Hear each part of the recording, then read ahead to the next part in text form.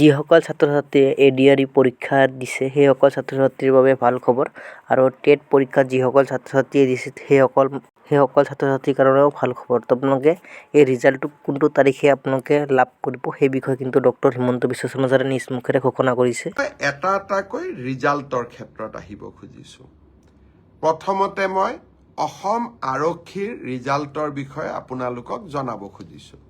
মই য'তেই মিটিঙত যাওঁ আমাৰ ডেকা ল'ৰাবিলাকে মোক এইটোৱে সোধে, মামা ৰিজাল্ট কেতিয়া দিব, ৰিজাল্ট কেতিয়া দিব। ৰিজাল্ট কেতিয়া দিব মই আজি কৈ দিম। যিসকলে পাব তেওঁলোকক মই অভিনন্দন জনাম। যিসকলে নাপাব অহাবাৰ পৰীক্ষাৰ বাবে আৰু প্ৰচেষ্টা চলাব। মন বেয়া নকৰিব আৰু সকলোৱে যিসকলে পাব তেওঁলোকৰ কৃতিত্বক লৈ আমি সকলোৱে গৌৰৱ কৰিম আৰু যিসকলে নাপাব তেওঁলোকে পুনৰ প্ৰচেষ্টা কৰিম। পৰীক্ষাৰ এটা ৰিজাল্ট ভাল বেয়া দুইটাই আহে, তাক লৈ বহুত চিন্তা কৰিব নালাগে। We should take life as challenge. জীৱন প্ৰত্যাহ্বানেৰে পৰিপূৰ্ণ। ৰিজাল্ট আপোনালোকে জানেই, OMRCত আপোনালোকে চায়ে আছে। গতিকে পোৱা আৰু নোপোৱা দুইটাই জীৱনৰ একোটা যাত্ৰাৰ সংগী বুলি আমি ধৰি ল'ব লাগিব। মই এতিয়া আপোনালোকক জনাই থৈ যাম, সাব ইন্সপেক্টৰ আমাৰ UB, AB, কমিউনিকেশ্যন এই তিনিটা ক্ষেত্ৰত অসম আৰক্ষীয়ে সাব ইন্সপেক্টৰ পোষ্টৰ পৰীক্ষা পাতিছিল। ইয়াত পদ আছিল 203টা।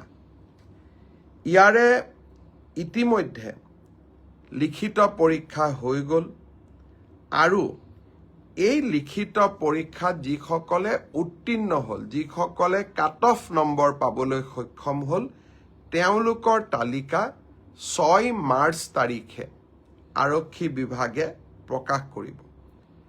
6 মাৰ্চ তাৰিখে লিখিত পৰীক্ষাৰ ৰিজাল্ট হোৱাৰ লগে লগে PST আৰু PET আৰম্ভ হ'ব আৰু PST আৰু PETৰ এডমিট কাৰ্ড আপোনালোকে 9 মাৰ্চত ডাউনলোড কৰিব পাৰিব আৰু PST আৰু PET 17 মাৰ্চৰ পৰা আৰম্ভ হ'ব।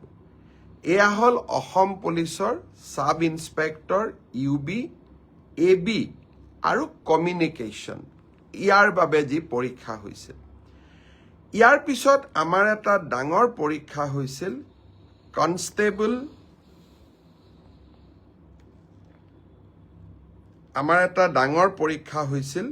সেইটো হ'ল constable UB, constable AB, constable communication আৰু sub officer fire and emergency service.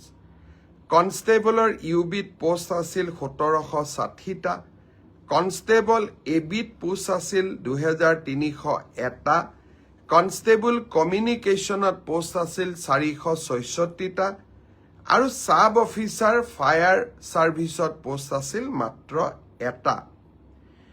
এই গোটেই পৰীক্ষাটোৰ ইতিমধ্যে PST আৰু PET কমপ্লিট হ'ল। এই পৰীক্ষাটোৰ যিসকলে PST, PETত পাছ কৰিলে